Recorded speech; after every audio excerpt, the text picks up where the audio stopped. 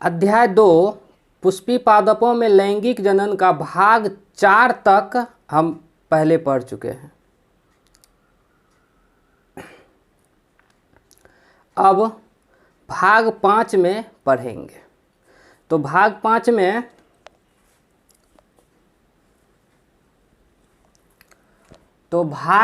में है परागन,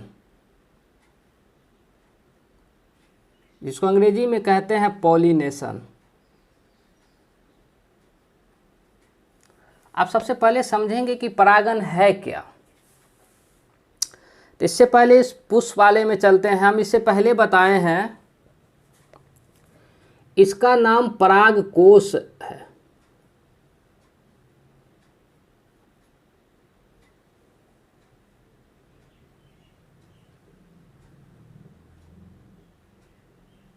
और इसके अंदर जो रहता है वह है परागकण।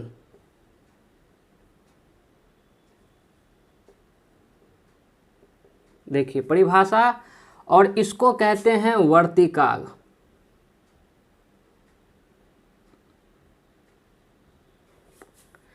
इसको वर्तिकाग्र कहते हैं। स्टिग्मा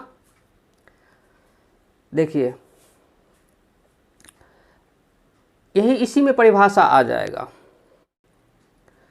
परिभाषा देखिए,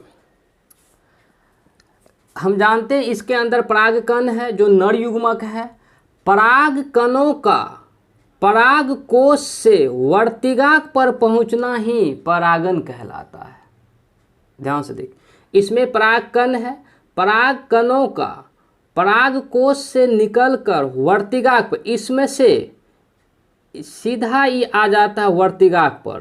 तो यही प्रक्रिया कहलाता है परागन। यही प्रक्रिया कहलाता है परागन। आई बात समझ में? पराग कणों का पराग कोश से निकलकर वर्तिकाग्र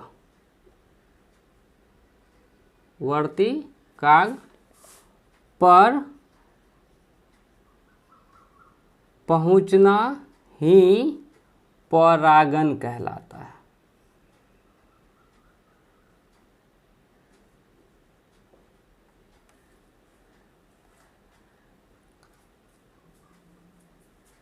आई बात समझ में? देखिए यहाँ इसको हम परागकोश का, इसको पुमंग कहते हैं। पुमंग का जो ऊपरी भाग है इसको क्या कहते हैं? इसको परागकोश कहते हैं। परागकोश के अंदर परागकण का निर्माण होता है और यह परागकणों परागकोश से निकलकर वर्तिकाग्र पर पहुंचना ही परागन कहलाता है। ये देखिए, परागकणों का परागकोश से निकलकर वर्तिकाग्र पर पहुंचना ही परागन कहलाता है। देख लीजिए, ये वर्तिकाग्र है,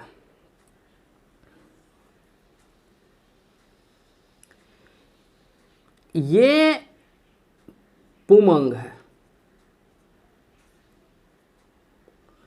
आप देख लीजिए, इसमें से इसको हम क्या कहते हैं? इसको कहते हैं परागकोश।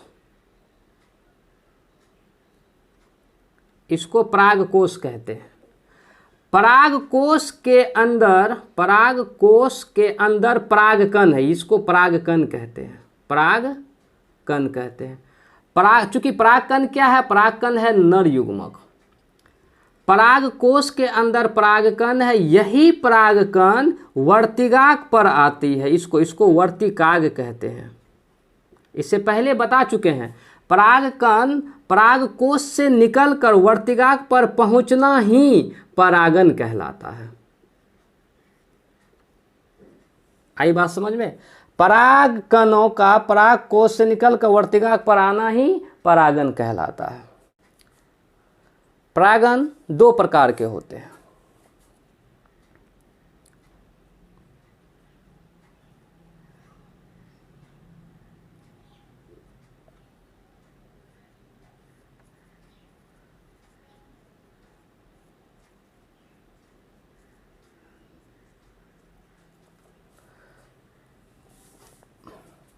परागन दो प्रकार के होते हैं। पहला है स्वपरागन, सेल्फ पॉलिनेशन।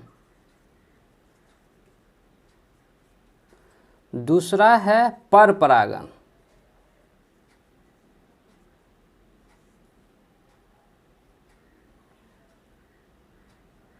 Cross pollination.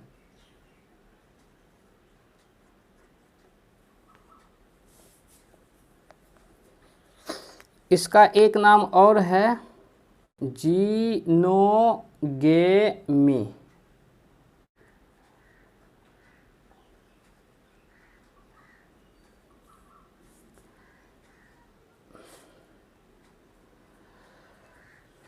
परागन दो प्रकार के होते हैं, स्वपरागन और परपरागन। परपरागन का ही एक दूसरा नाम है जीनोगेमी। अब स्वपरागन समझते हैं कि स्वपरागन क्या है।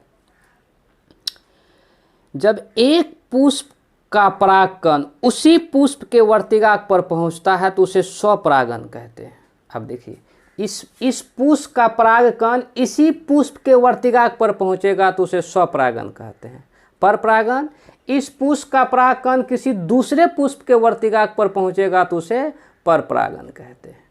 तो सबसे पहले स्वपरागन का परिभाषा समझते हैं।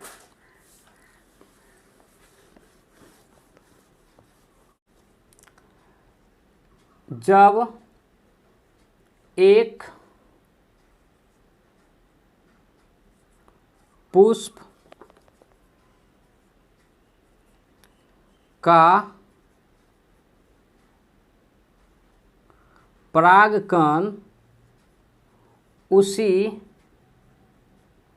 पुष्प के वर्तिकाग्र पर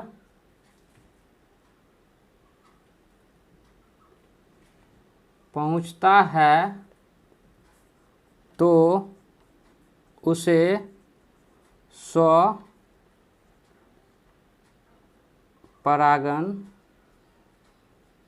कहते हैं।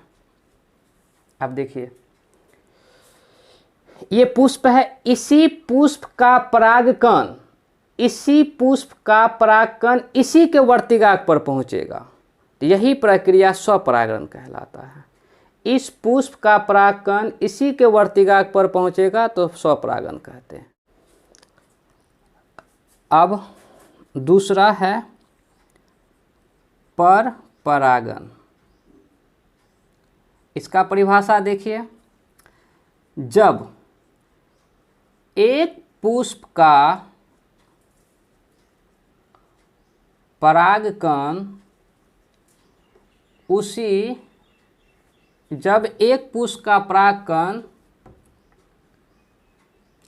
किसी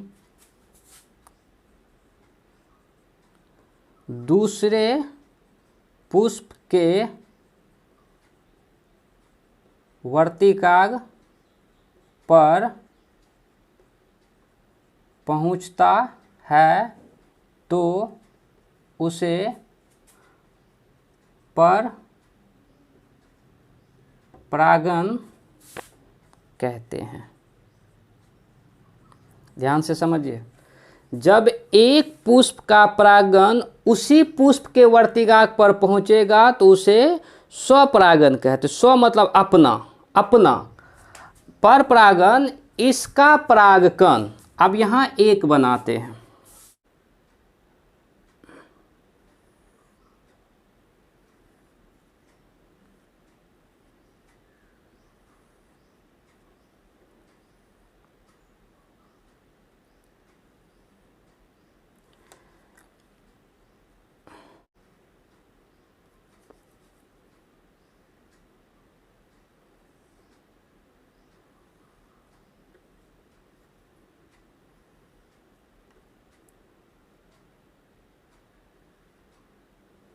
देख लीजिए, ये परागकण है। इस पुष्प का परागकण इसके वर्तिकाग्र पर, इसके वर्तिकाक पर पहुंचेगा तो इसको कहेंगे स्वपरागन, इसको कहेंगे स्वपरागन। इस पुष्प का परागकण इसी के वर्तिकाक पर पहुंचेगा तो इसे कहेंगे स्वपरागन। अब इस पुष्प का परागकण किसी दूसरे पुष्प, ये कौन है, ये दूसरा पुष्प है, दूसरा पुष्प है, ये स्वयं है, स्वयं इसका परागकण किसी दूसरे पुष्प पर पहुंचेगा तो इसे कहेंगे पर परागन। आई बात समझ में? तो इसको एक बार देखते हैं।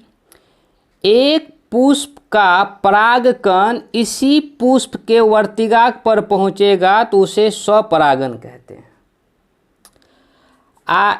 इसका परागकण किसी दूसरे पुष्प पर पहुंचेगा, दूसरे पुष्प पर पहुंचेगा तो इसे कहेंगे पर परागन। आई बात समझ में? अब पर परागन के कई माध्यम होते हैं, तो आप उसके आगे देखते हैं। आगे देखते हैं।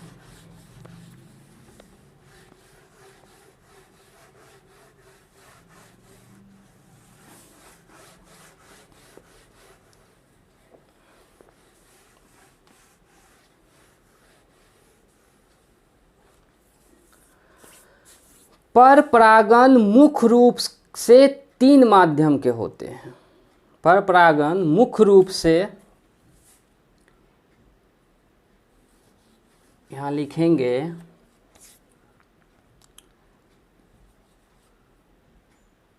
पर परागन मुख्य रूप से 3 माध्यम के होते हैं। याद रखिए, पर परागन देखिए, एक पुष्प का अगर उसी के वर्तिकाक पर पहुंचे तो स्वयं हो गया ना, तो उसको हम कहेंगे स्वपरागन। और एक पुष्प का किसी दूसरे पर पहुंचेगा तो ये तो किसी दूसरे की सहायता से पहुंचेगा। कैसे पहुंचेगा देखिए, और एक यहाँ है,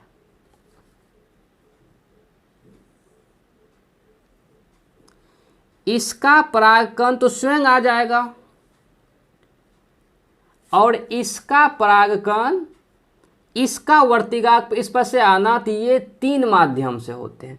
चाहे यह हवा द्वारा होगा, जल द्वारा होगा, हवा और जल द्वारा होगा, चाहे यह हवा द्वारा होगा, जल द्वारा होगा या जंतु द्वारा। इसका परागकण इस पर पहुंचेगा तो चाहे हवा द्वारा, जल द्वारा या जंतु द्वारा। तो वही समझते हैं, क्योंकि दूसरे पर जाएगा तो वह किसी के माध्यम से ही न जाएगा। तब पहला है वायु द्वारा,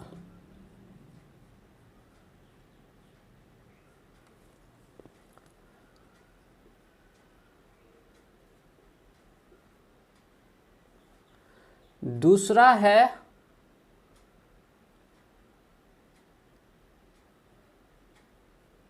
जंतु द्वारा,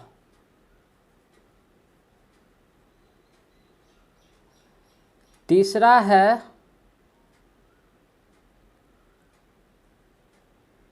जल द्वारा।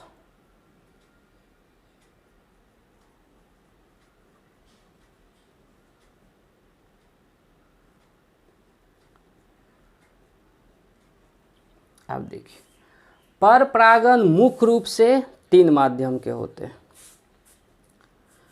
पहला है वायु द्वारा, दूसरा है जंतु द्वारा, तीसरा है जल द्वारा।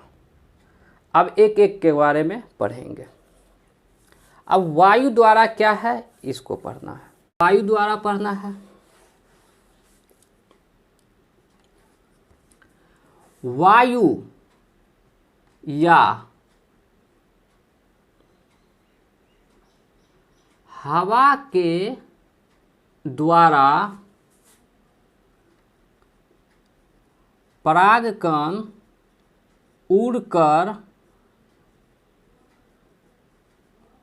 वर्तिकाक पर पहुंचने की क्रिया को वायु परागण कहते हैं।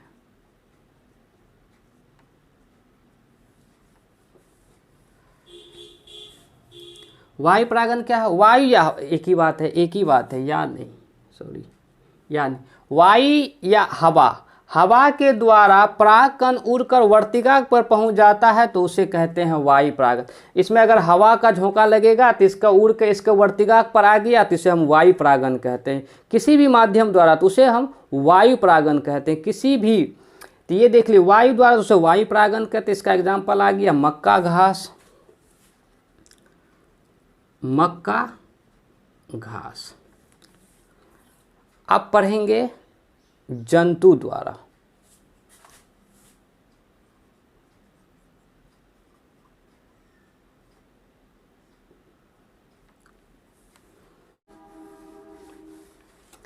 जंतु परागण समझेंगे। जब कीड़े मकोड़े पराग कोश पर बैठता है तो कीड़े मकोड़े के पैर में परागकण चिपक जाता है। वही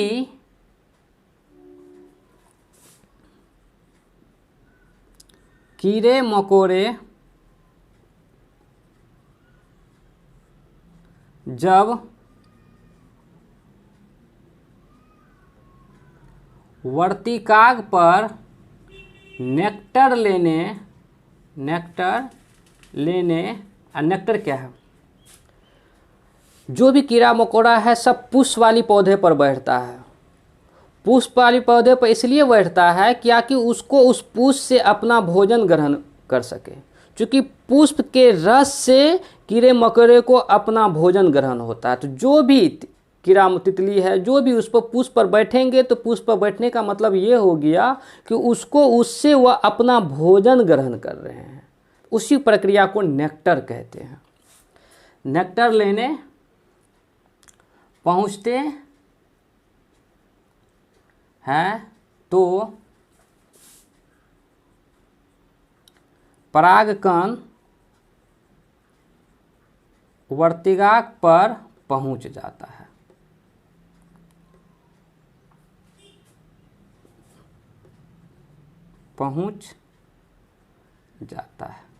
यही प्रक्रिया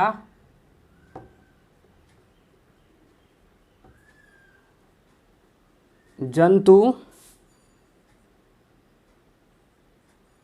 परागण कहलाता है। आई बात समझ में? इसको फिर से देखिए। जो भी कीड़ा मकोड़ा है इस सब परागकोश पर बैठता है तो उसके कीड़े मकोड़े के जो पंजे होते हैं ना, वह पंजे पैर जो होते हैं उस पंजे उसमें परागकण चिपक जाते हैं। और वही कीड़ा मकोड़ा फिर उस वर्तिकाग्र पर पहुंचते हैं नेक्टर लेने यानी अपना भोजन ग्रहण करने के लिए। तो वह उस वर्तिकाग्र पर जैसे पहुंचते हैं तो उसके अंदर जो भी परागकण आते हैं वह वर्तिकाग्र पर छोड़ जाते हैं। और जैसे ही परागकण छोड़ेगा कुछ दिन के बाद वह परागकण अंकुरित होकर सीधे एक परागनली द्वारा बीजांड में प्रवेश कर जाएगा। आई प्रक्रिया समझ में? और उससे वहाँ पर मादा है नर आया, दोनों आपस में फ्यूज करके एक नया पौधा बना लेगा। तो इसी प्रक्रिया को हम क्या कहते हैं? जंतु परागण। इसका एग्जाम्पल है मधुमक्खी,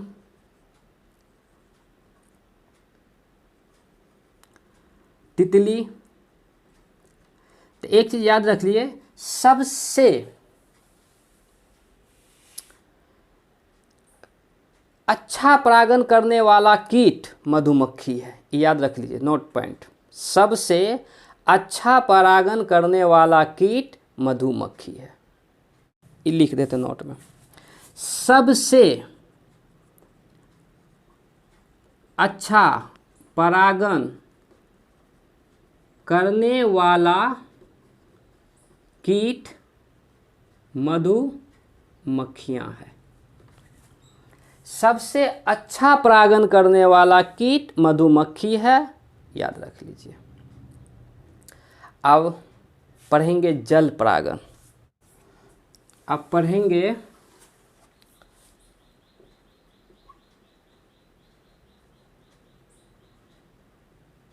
जल परागण।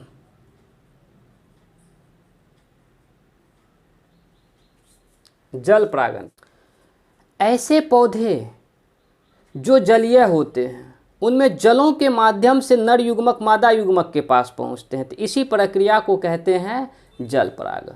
तो इसका परिभाषा लिखेंगे, ऐसे पौधे जो जलीय होते हैं, ऐसे पौधे जो जलीय होते हैं उनमें जलों के माध्यम से नर युग्मक मादा युग्मक के पास पहुंचता है। यही प्रक्रिया जल परागण कहलाता है। आई बात समझ में? ऐसे पौधे जो जलीय होते हैं, जलीय, आप जल वाली जो जल में पौधे होते हैं वो समझ लीजिए जलीय पौधे हुए। आप समझ लीजिए जल वाली कौन कौन सा पौधा है, सारे पौधे जो जल में होते हैं उसमें जलों के माध्यम से नर युग्मक मादा युग्मक के पास पहुंचता है। यही प्रक्रिया जल परागण कहलाते हैं। आई बात समझ में? इसका एग्जाम्पल हो गया मीरियोफिल्लम।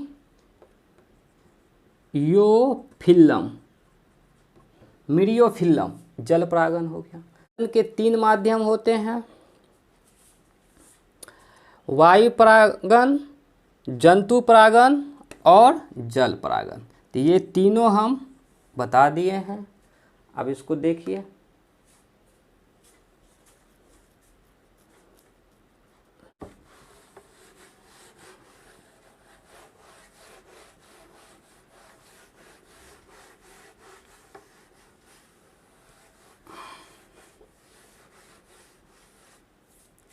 अब पढ़ेंगे कृत्रिम परागण।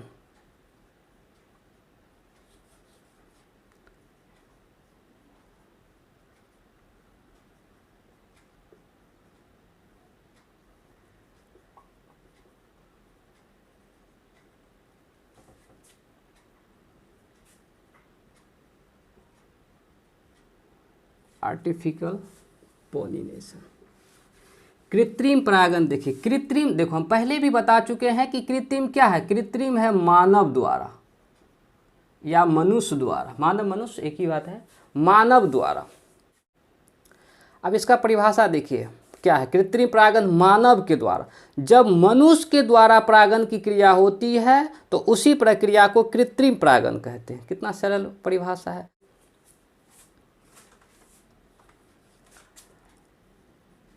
जब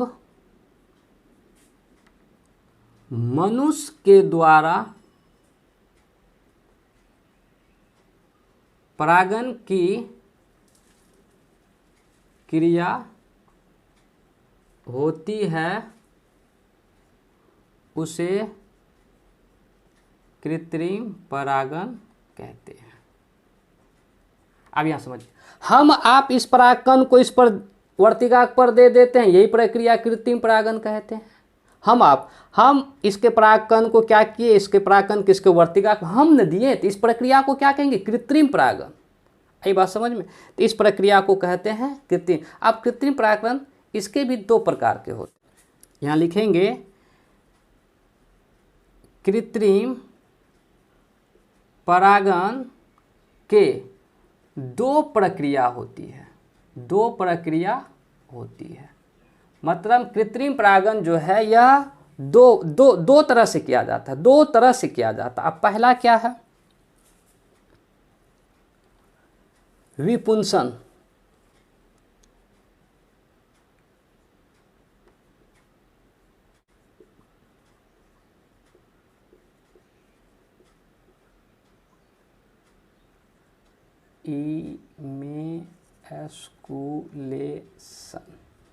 इमेस्कुलेशन। दूसरा है थैलीकरण।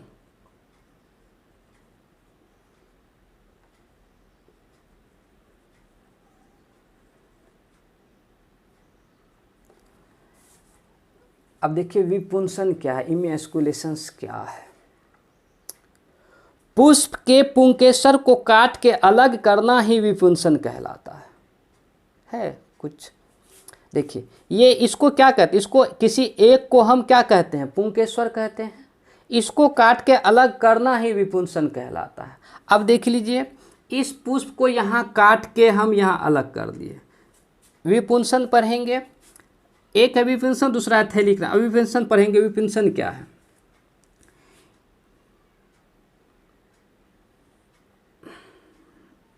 इसको क्या कहेंगे, पुंकेसर। पुंकेसर को काट कर अलग करना ही विपुंसन कहलाता है। अब देखिए यहां लिखेंगे पुंकेसर, पुंकेसर को काट कर अलग करना ही इमीएस्कुलेशन कहलाता है। एस्कुलेशन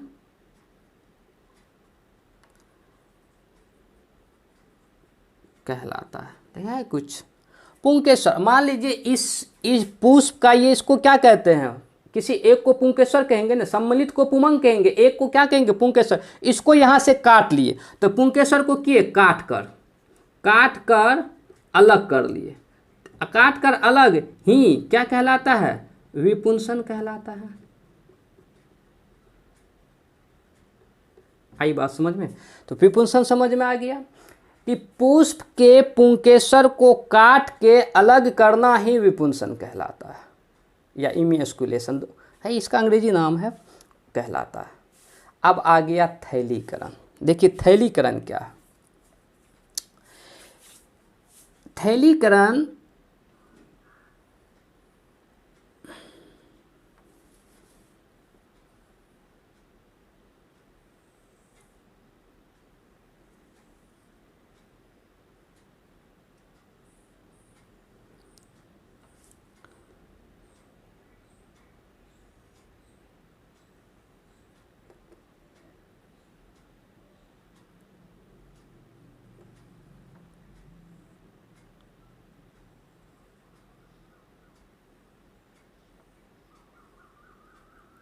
देख लीजिए, थैलीकरण क्या है।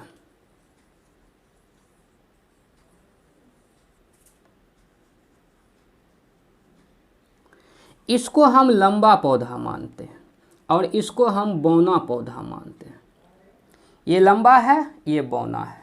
इसके अंदर भी परागकण है, परागकोश है। इसके अंदर भी परागकण है और इसको हम परागकोश कहते हैं। इसके भी अंदर क्या है, परागकण है और इसको परागकोश कहते हैं। अब देखिए थैलीकरण क्या है। लंबा का परागकण बौने के बीजांड से प्रवेश कराते हैं और इनसे जो नया पौधा होगा उसमें क्या होगा, आधा लक्षण लंबा का होगा और आधा लक्षण बौने का होगा। तो इस प्रकार से जो पौधे होते हैं इसी को कहते हैं थैलीकरण। आई समझ में। यानी पहले इसको समझिए, थैलीकरण एक लंबा पौधा लिए, ये एक लंबा है, और एक बौना पौधा लिए। लंबा का नर युग्मक और बौना का मादा युग्मक। लंबा का नर युग्मक और बौना का मादा युग्मक, ये दोनों को आपस में फ्यूज कराएं। फ्यूज करने के बाद इनसे जो पौधा हुए उनमें आधा लक्षण लंबा का और आधा लक्षण बौना का, इनसे जो पौधा होंगे इन्हीं पौधा को कहते हैं थैलीकरण। तो इन्हीं प्रक्रिया को क्या कहते हैं, इसी को कहते हैं थैलीकरण। आई बात समझ में? तो सब आप लोग नोट कर लीजिए। हम बोलते हैं कि एक जब लंबा पौधे का नर युग्मक बौना पौधे का मादा युग्मक दोनों का आपस में फ्यूज कराते हैं, इनसे जो पौधा उत्पन्न होंगे उनमें आधा लक्षण लंबा का और आधा लक्षण बौने का। तो यही प्रक्रिया कहलाती है थैलीकरण। आई बात समझ में?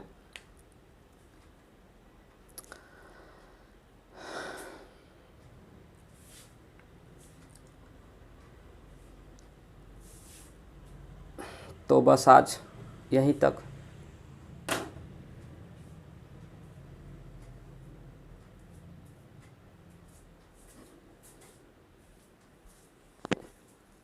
चालीस 10 मिनट।